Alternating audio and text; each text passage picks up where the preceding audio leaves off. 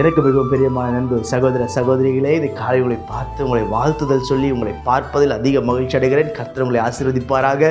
நீங்கள் எந்த இடத்தில் இருந்தாலும் கர்த்தர் உங்களை மேன்மைப்படுத்துவாராக. கர்த்தர் நாளை ஆசீர்வதிக்கும்படி நமக்கு கொடுத்திருக்கிறதான உன்னதமான வாக்குத்தத்தம் என்ன என்று பார்ப்போம். அது 1 யோவான் 2:10 சொல்லுகிறது, அவனிடத்தில் இடறல் ஒன்றும் இல்லை, அவன் இடத்தில் இடறல் ஒன்றும் இல்லை என்று கர்த்தருடைய வார்த்தை சொல்லுகிறது.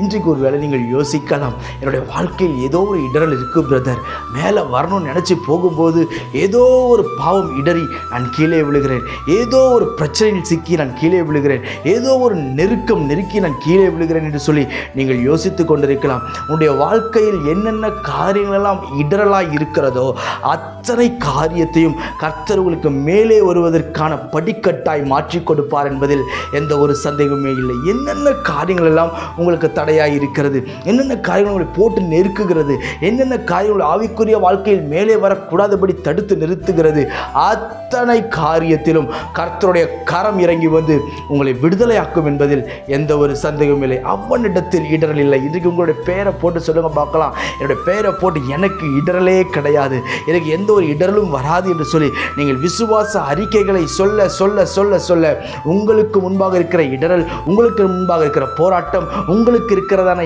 எல்லா சேலஞ்ச் எல்லாவற்றையும் கர்த்தரே உடைத்து நொறுக்கி போட்டு உங்களை மேலே கொண்டு வருவார் என்பதில் எந்த ஒரு சந்தேகமும் இல்லை. பிரியமானவர்கள், யாருக்கு இடரல் இல்லை, யாருக்கு இடறி விழ மாட்டார்கள் என்று வேதம் சொல்லுகிறது.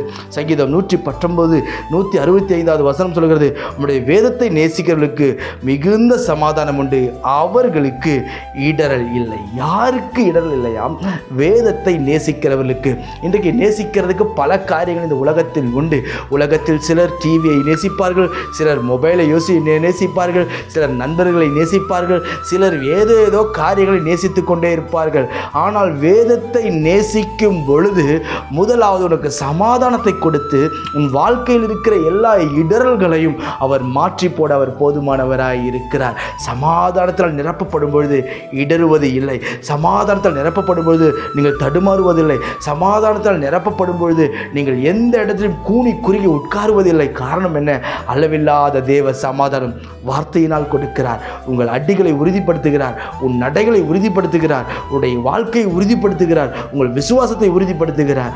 அவர் நிச்சயம் மேன்மைப்படுத்துவார். நான் உங்களுக்கு ஜெபிக்கட்டும். பரலோக பிதாவே, இந்த வார்த்தை கேட்கிற நண்பு சகோதர சகோதரி ஒவ்வொருவருக்காக ஜெபிக்கிறேன். பெரியவர் பெரிய காரியங்களை செய்து ஆசீர்வதித்து மேன்மைப்படுத்தி கனப்படுத்துவீராக.